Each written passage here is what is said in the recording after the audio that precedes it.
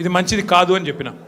వారిని సూటిగా అడిగిన నేను, మీరు అంటా ఉన్నారు, పేపర్లు రాస్తూ ఉన్నాయి, కొన్ని యూట్యూబ్ ఛానళ్ళు మరి ఇష్టం వచ్చినట్టు మాట్లాడుతున్నారు. కొంతమంది చాలా నా మాట అనడానికి నాకే సిగ్గుంది.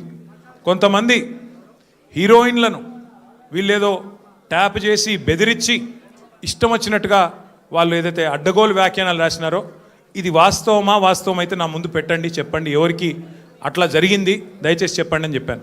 అనగానే అక్కడున్న అధికారి గారు, లేదండి అది కరెక్ట్ కాదు, మేము ఆల్రెడీ మీడియాకి చెప్పాం కదా అన్నారు. నేను అన్నది ఏంటంటే, అయ్యా మరి మీరు కరెక్ట్ కాదు అని మీరు చెప్పిందేమో ఎక్కడో ఇంతంత వస్తుంది, మరి ఇష్టం వచ్చినట్టు మీరు ఇన్ని రోజులు నడిపిన కథనాలకు ఎవరు బాధ్యులు?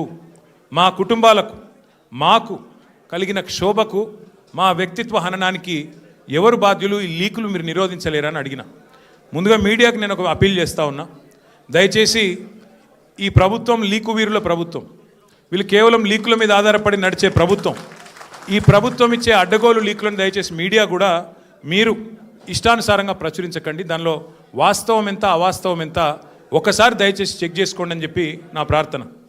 మొన్న హరీష్ రావు గారు పోయి రాగానే నేను ఆశ్చర్యపోయాను. వాళ్ళు ఇష్టం ఉన్న కథనాలు, హరీష్ రావు గారికి ఇంటి నుంచి భోజనం వచ్చిందని ఒకరు, హరీష్ రావు గారు ఇట్లా అయ్యారు అట్లా అయ్యారని ఎవరు, ఇంకో 16 ప్రశ్నలు అడిగినారని ఇంకొకరు, తెల్లారి మళ్ళీ పేపర్లలో అదే అన్న తెల్లారి పేపర్లలో ఇంకోటి, ఇవాళ నేను అక్కడ ఉన్నప్పుడు కూడా అట్లా చేసింటారు, ఫలానా ఆయన తీసుకొచ్చారు, ఇట్లా చేశారు, ఉక్కిరి బిక్కిరి, ఇన్ని ప్రశ్నలు.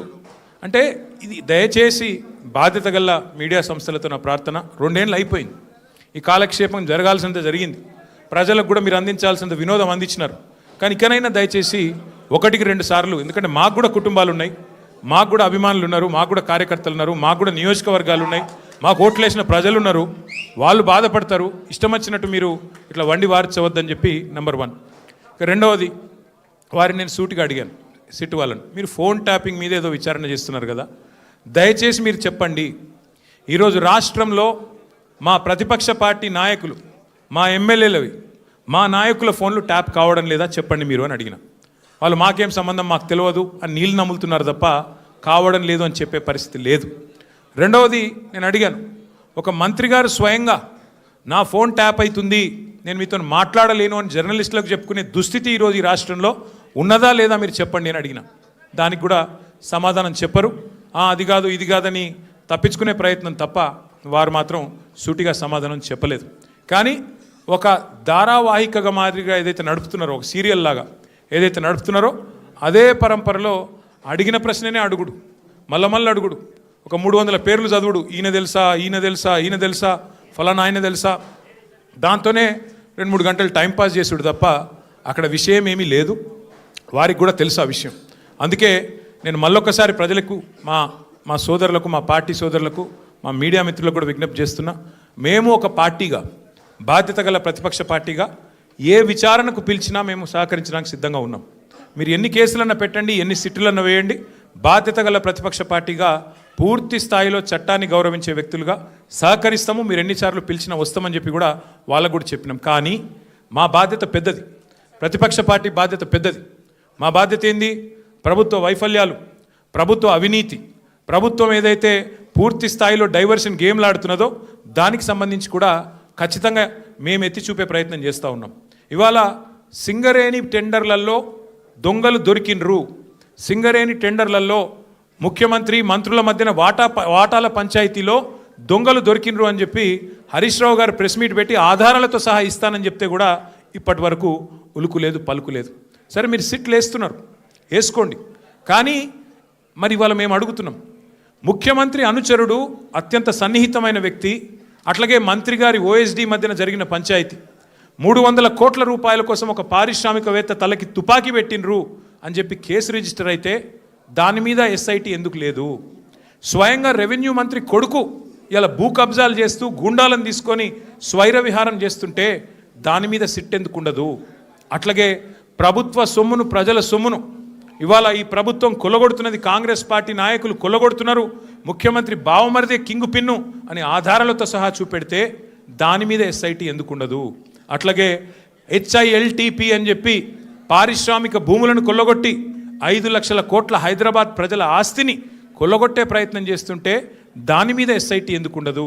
కేంద్ర ప్రభుత్వ పథకమైన అమృత్లో ముఖ్యమంత్రి గారి బావమరిదే కింగ్ పిన్నుగా ఇవాళ కేంద్ర ప్రభుత్వ పథకంలో కూడా మరి అర్హతలు లేకపోయినా టెండర్లు కట్టబెడుతున్నారని ఆధారాలు కేంద్ర ప్రభుత్వానికి ఇస్తే దాని మీద సిట్ ఉండదు. అట్లాగే ఇవాళ ఒక ఏఐసిసి సెక్రటరీ గారు డైరెక్ట్గా బెదిరించారు అని చెప్పి కాంట్రాక్ట్ సంస్థ పోయి 8 కోట్ల రూపాయలు అడుగుతున్నాడు, లేకపోతే పని చేయనిస్తలేడు అని లిఖితపూర్వకంగా కంప్లైంట్ ఇస్తే దాని మీద చర్య ఎందుకు ఉండదు? ఇవాళ న్యాయం, ధర్మం, కాకి బుక్కు అందరికి ఒకటే తీరుగు ఉండాలి కదా. మీరు ఎన్నిసార్లు పిలిచినా వస్తాం, మీరు ఎన్ని ప్రశ్నలు అడిగినా ఆన్సర్ చెప్తాం. బాధ్యత గల నాయకులుగా చట్టాన్ని గౌరవించే పద్ధతుల్లో ముందుకు పోతాం.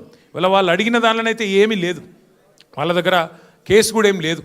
ఏదో ఇష్టం వచ్చినట్టుగా ప్రశ్నలు అడిగిందే అడగడం, తిప్పి తిప్పి అడగడం ఒక రకమైన హరాస్మెంట్ తప్ప ఏమి కూడా లేదు. వాళ్ళు చేయగలిగింది కూడా ఏం లేదు. I appeal to all my friends in the media as well, please, for the last 2 years the government has been indulging in massive attention diversion. Today, the inquiry, the investigation that is going on into phone tapping, I have reminded the gentlemen from special investigation team, I've asked them, there have been numerous stories in the last 2 years assassinating my character personally and also assassinating the character of our party leadership, saying, stating and speculating that certain actresses' phones were tapped and something illegal was done. I asked the SIT pointedly today, I said, whose phone was tapped? Why don't you give me the information? Which is this actor who has complained to you, or the information that you have, why don't you produce it? Then the ACP there says, no, we've already clarified, no such thing has happened. But enough damage has been done to me, to my party leadership, to my family, to all the constituents of my constituency. So I appeal to the media, please treat everything that the government throws at you, every leak that is given to you, with a pinch of salt. Please corroborate, please verify, please check the facts and only then publish. I also appeal to the media, for the last 2 years, this government's incompetence, their failures, their corruption is being exposed by BRS leadership day in, day out. Be it Amrut scam, where Chief Minister's brother-in-law was the kingpin, or be it coal scam in Singareni, where again the same gentleman is the kingpin. Let us focus on real issues. Let us focus on the failures of Congress party and Congress government. They had made 420 promises to the people of Telangana by which they got into power. Today, they have been a disaster. Their government has been a disaster. Revenues are slipping. Telangana is falling under the weight of the corruption of the Congress government. So my humble appeal to the media also is to please focus on delivery of 6 guarantees. Please focus on the misery in this administration. Please focus on the corruption in this administration. Please focus on real people issues, not these fabricated stories and manufactured stories, cooked up stories, so to speak. So my humble request to all of you, మళ్ళొకసారి మీ అందరితో నా ప్రార్థన, దయచేసి రేపు మళ్ళీ రాస్తారు. మన హరీష్ రావు గారు పోయినప్పుడు ఎట్లయితే ఇది అది అది ఇది అని వడ్డించి కొత్త లీకులు రాస్తారో వాటిని విశ్వసించకండి. కావాల్సుకొని లేని ఉన్నట్టు, ఉన్నాయి లేనట్టు ఏవేవో కథనాలు వడ్డించి రాస్తారు రేపు. దయచేసి అది కూడా సెలెక్టివ్గా రాస్తారు. కొన్ని మీడియా సంస్థలకే ఇస్తారు, ఎవరికి ఇవ్వాలో వాళ్ళకే ఇస్తారు, వాళ్ళ అస్మదీయులకే ఇస్తారు. కాబట్టి జాగ్రత్తగా దయచేసి మన వాళ్ళు కూడా ఎవరైనా సరే వీళ్ళు రాసే కథనాలు, వీళ్ళు పెట్టే స్టోరీలు, ఈ cooked up stories, cock and bull stories నమ్మవద్దు. మనం చట్టాన్ని గౌరవించే పౌరులుగా ఎన్ని కేసులు పెట్టినా ఎదుర్కొందాం. కానీ ఈ ప్రభుత్వాన్ని, వారి వైఫల్యాలని ప్రజాక్షేత్రంలోనే చీల్చి చెండాడదామని చెప్పి మళ్ళొకసారి విజ్ఞప్తి చేస్తూ ఈరోజు సంఘీభావం తెలిపిన ప్రతి ఒక్కరికి ధన్యవాదాలు.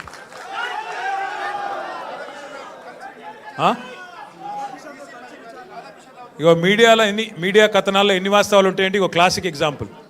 ఆయన ఎవరినో కూర్చోబెట్టి నాతో కలిపి విచారించినట్టు. ఆయన ఎవరు రాని కూడా రాలేదు, మీరు చెప్పేట ఆయన ఆడ లేని కూడా లేడు, ఎవరిని కూర్చోబెట్టలే.